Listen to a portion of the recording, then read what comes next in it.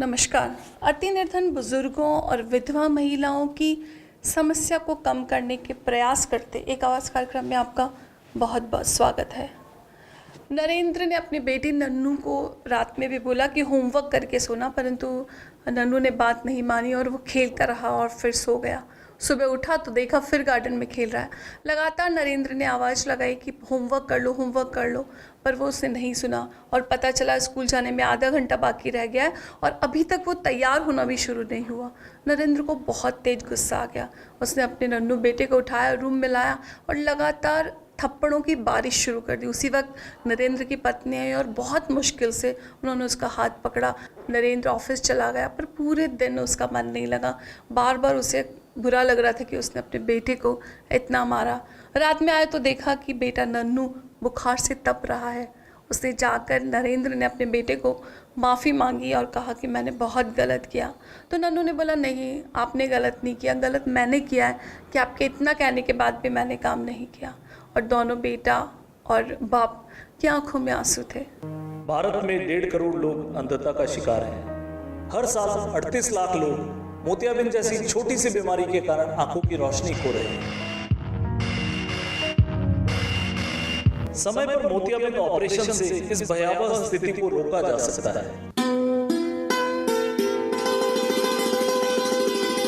तारा संस्थान ने 3 साल में 15,000 से अधिक लोगों के मोतियाबिंद के निःशुल्क ऑपरेशन किए हैं।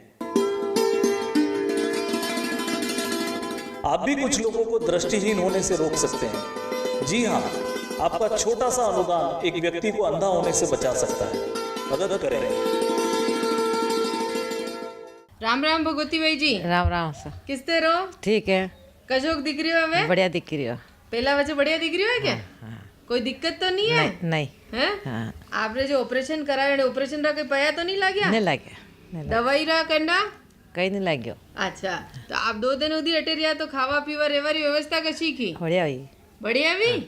तो भाई जी जहाँ आपने ऑपरेशन करायो, आप बड़ा ने कई आशीर्वाद दोगा? हाँ, सब आशीर्वाद देंगे भाई। आंखें सही कर दी, मेरे दिखने लग गया सब हो गया। नहीं तो सांगले पकड़ते थे, उठा नहीं जाता था, बैठा नहीं जाता था। आप अकेले रह रहे हो, हाँ। है ना भाई, संभालने वाला, तो अब आपको दिक्कत नहीं होगी क्योंकि सब आंखों से दिखाई आंखों दे से दिख रहा है। हाँ, दिख रहा है, सही दिख रहा है। अब तो सही तो आपको डॉक्टर साहब जब भी बुलाए भगवती भाई जी, अच्छा। आप वापस आना दिखाने के लिए। अच्छा, जब भी बुलाए टाइम से आना। ऐसे नहीं कि आप भी नहीं जा रही हूँ नहीं। पूरे से, है ना? आ जाऊंगी। और दवाई जो भी दे आँख में बराबर डालते रहना। अच्छा, ठीक है, धन्यवाद भाई जी।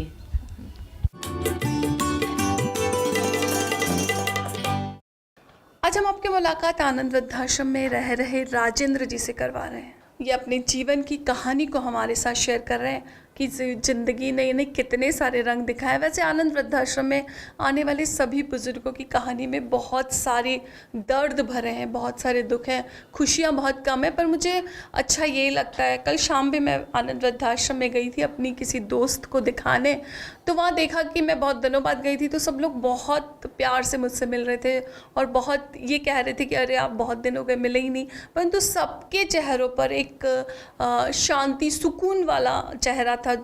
मुझे बहुत ही खुशी हुई कि ये सुकून और शांति अगर हम कुछ दिनों के लिए भी उन्हें दे पाए, हम सब जो आप और हम सब मिलके एक जो टीम है वो कुछ दिनों के लिए भी उन्हें ये पल दे पाए, तो हम अपने आप को भाग्यशाली मानना चाहिए कि जिनकी ज़िंदगी में दुख दर्द बहुत ज़्यादा मात्रा में थे, उनकी ज़िंदगी में कुछ प्यार के रंग, कुछ खुशी के रंग हम लोगों ने बिखेरे, उसमें हमारी भी एक भूमिका है। ऐसी ही कुछ सुख दुख भरी यादों के साथ मिलते हैं राजेंद्र जी से।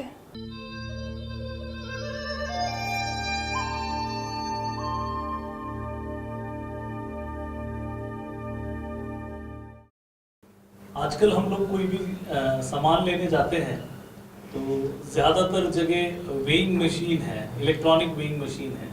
लेकिन पहले के ज़माने में, थोड़े साल पहले, जब ये इलेक्ट्रॉनिक वेइंग मशीन इतनी कॉमन नहीं थी, तब एक तराजू हुआ करता था, उससे तोल करके हमें सामान दिया जाता था। उसमें एक पलड़ा इधर एक पलड़ा इधर, कभी इधर भारी कभी उधर भारी, ऐसा होता था। जीवन भी हमारा कुछ ऐसे ही चलता है जिसमें सुख और दुख 2 पलड़ों में होते हैं, कभी सुख ज़्यादा कभी दुख ज़्यादा। और जो हमारे जीवन की स्टेजेस हैं, बुढ़ापा ऐसा स्टेज है जब हमारा शरीर थक जाता है, शरीर पूरी तरह से काम नहीं कर रहा, लेकिन दिमाग उतना ही स्वस्थ होता है और निर्भरता आ जाती है, शारीरिक रूप से, मानसिक रूप से बच्चों के ऊपर निर्भरता आ जाती है।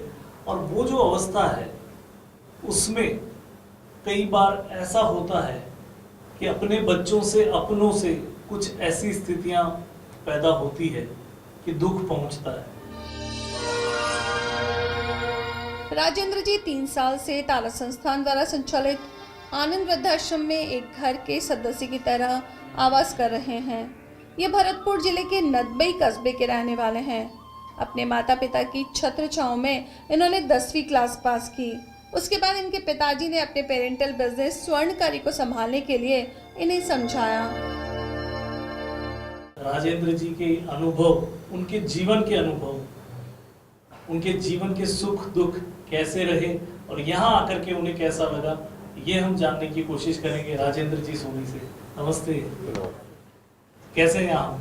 मैं बहुत सुखी जीवन व्यतीत कर रहा हूँ। आपको यहाँ 3 साल के आसपास हो गया? जी। कितना कब आए थे आप यहाँ? मैं 20 सितंबर 2012 में आया था। 20 सितंबर 2012 में आप यहाँ रहने आए। जी। 3 साल के लगभग आपको यहाँ समय हो गया है। पक्का। तो आपका बचपन कैसा बीता, इसके बारे में थोड़ा सा बताइए। सर, भरतपुर जिले में एक छोटा सा गांव था किसी टाइम में, नदबई। तो वहाँ केवल स्कूल और कोई खास सुख सुविधाएं भी नहीं थी। उस समय हमने मम्मी पापा के साथ में रह करके 10वां पास कर लिया। उसके बाद में हमारे फादर ने मुझको बार बार स्वर्णकार पने की दुकान पर बैठने अच्छा, के लिए। आप स्वर्णकार हैं? जी हाँ। तो उन्होंने कहा कि भाई आपके पिताजी भी स्वर्णकारी का ही काम करते थे? जी। तो सोने के आभूषण बनाना ये सब? जी हाँ। तो उन्होंने आपको भी बोला कि भाई तुम भी ये काम करो? हाँ, उसी दुकान पे ही बिठाना चाहते थे वो। मेरे फादर सांस के रोगी हो गए थे, इसलिए उनसे काम धाम तो होता नहीं था। वो मुझे उस काम में स्टार्ट करने के मूड में थे। मैंने सन 65 में 10वां कर ही लिया था। मैंने फादर से बार बार कहा, सर मेरे पे ये काम नहीं होगा। राजेंद्र जी को ये व्यवसाय बिल्कुल अच्छा नहीं लगता था, इसलिए ये एक रेडियो मैकेनिक के पास रेडियो ठीक करने का काम सीखने के लिए गए। मैंने एक रेडियो मैकेनिक साहब के पास खड़ा रह करके कुछ सीखा, फिर उनसे इजाज़त भी ली। 3-4 महीने उनके पास निकाला। उसके बाद में फादर ने देखा कि हाँ अच्छा खासा कमाने लगा है। फादर ने कहा कि बेटे मैं सांस का रोगी हूँ, कब मेरी सांस चली जाए, इसलिए अब तुम नदबई चलो। 1974 में राजेंद्र जी का विवाह हो गया और एक नए जीवन की शुरुआत हुई। पारिवारिक खुशियों में तरक्की होती रही। 5 साल बीत गए और अब इनका परिवार बढ़ चुका था। 2 बेटियों और 2 बेटों के पिता हो गए थे राजेंद्र जी। वक्त निकलता गया, जीवन अपनी तेज रफ्तार से दौड़ता रहा और युवावस्था की गाड़ी के पहिए धीरे धीरे अधेड़ावस्था की तरफ बढ़ने लगे। दोनों बच्चियों की शादी कर दी और अपने जीवन की सबसे महत्वपूर्ण जिम्मेदारी से मुक्त हो गए। बाल्यावस्था और युवावस्था दोनों को इन्होंने अच्छी तरह से जिया। फिर ऐसा क्या हुआ कि इन्हें अपना परिवार छोड़ना पड़ा। चारों बच्चे अभी आपके वेल सेटल हाँ हैं, अच्छे हैं? दोनों बच्चियों की शादी कर दी। सन 79 में एक मकान बना लिया था।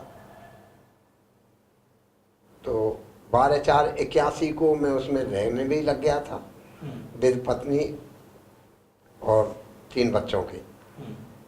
81 में एक बच्चा चौथा ये पैदा हुआ। इसको पालते हुए अच्छा जीवन कट रहा था। राजन जी के जीवन का सबसे बड़ा दुख वाला दिन वो था जब इनकी पत्नी बिना किसी बीमारी के अचानक इन्हें अकेला छोड़कर दूसरी दुनिया में चली गई। अपने हृदय में जीवन साथी से बिछड़ने के गम को लिए चल रहे थे कि अचानक फिर एक दुर्भाग्य ने आहिस्ता आहिस्ता इनके घर में कदम रखा और अपने पैर जमाता गया। हालात ये पैदा हो गए कि इन्हें सब कुछ छोड़कर घर से निकलना पड़ा।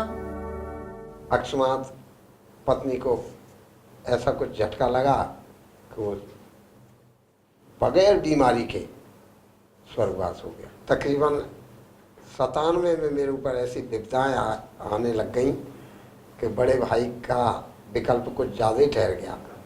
वो बार बार ये कहते थे इस मकान को बेच दे, ये कामयाब नहीं हुआ तू, मैंने मकान नहीं बिकेगा भाई। हम्म। बनाने वाला कोई और था, बेचने वाला भी कोई और ही बनेगा।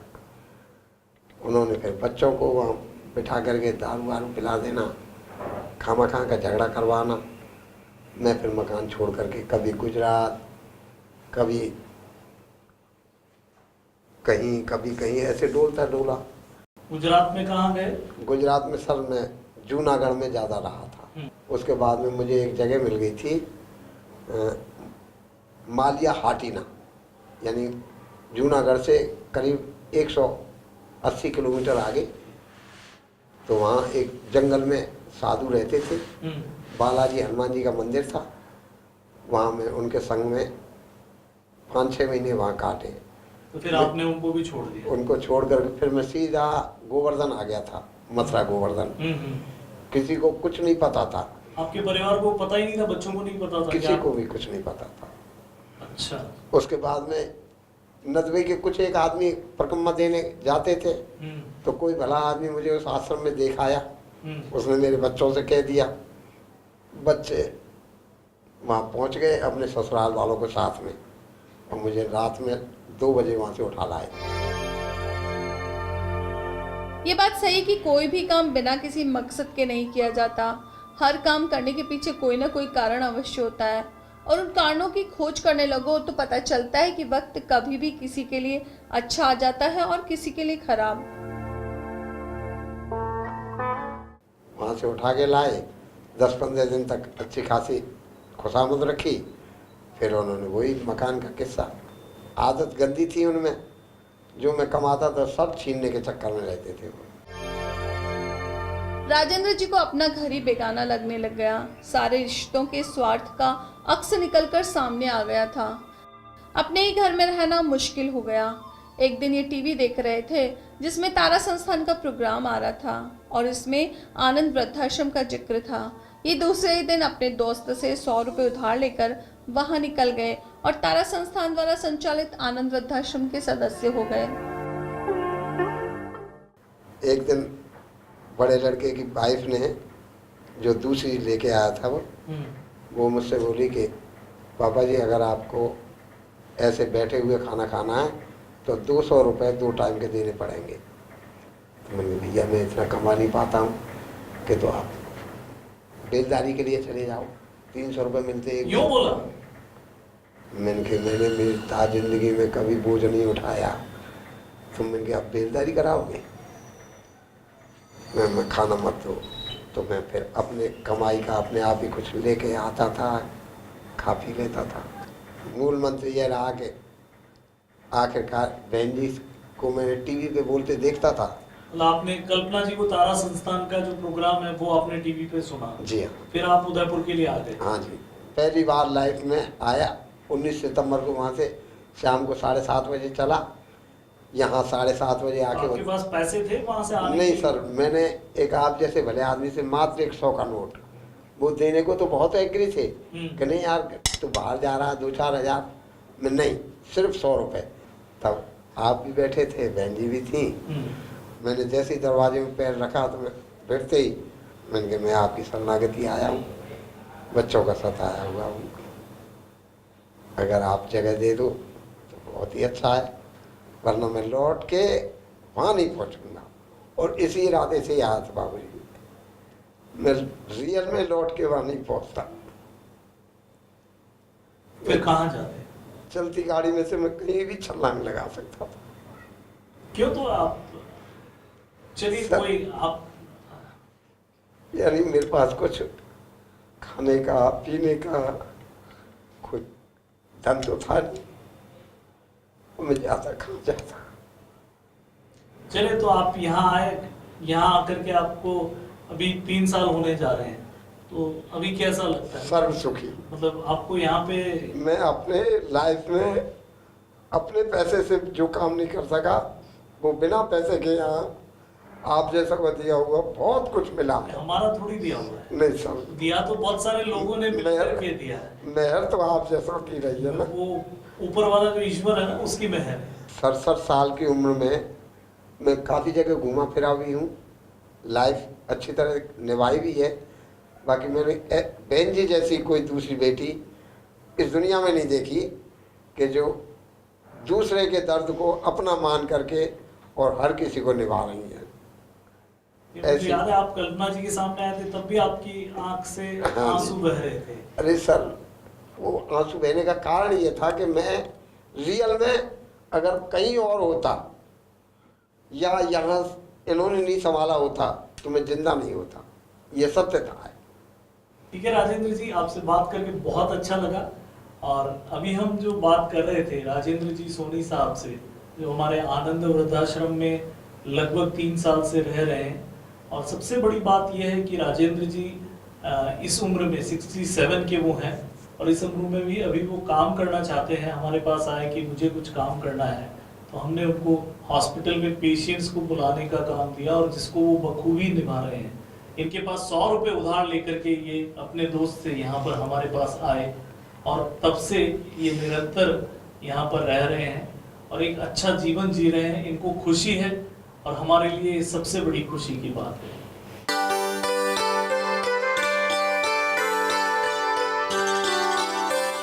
तारा संस्थान की चारों योजनाओं को जो मिल रहा है सहयोग, उस सहयोग जो आप कर रहे हैं, उस निष्काम सहयोग को करने वाले सभी को मैं बहुत बहुत बधाई देना चाहूँगी कि निश्चित रूप से आप इस दुनिया में ईश्वर ने जिस काम के लिए भेजा कि हाँ मेरे बंदों को अगर आप सुखी करें तो यही मेरी पूजा है। तो कल जैसा कि मैं बात करी थी, मेरे कुछ दोस्त आए थे जिनको मैंने विज़िट कराया वृद्धाश्रम। तो पहले हमारी बात चल रही थी कि वो मंदिर जाते हैं, ये सब करते हैं, तो उन्होंने ऊपर जाके कहा कि इससे प्यारा मंदिर तो कोई होगा ही नहीं। तो मुझे उसकी ये बात बहुत ही पसंद आई कि निश्चित रूप से कि वृद्धाश्रम, आनंद वृद्धाश्रम या जैसे भी जहाँ भी सेवा हो रही है, कुछ लोग हैं जिनको राहत मिल रही है, वो एक मंदिर की तरह ही है। रिश्तों की ही दुनिया में अक्सर ऐसा होता है, दिल से इन्हें निभाने वाला ही रोता है। झुकना पड़े तो झुक जाना अपनों के लिए, क्योंकि हर रिश्ता एक नाजुक समझौता होता है। नमस्कार।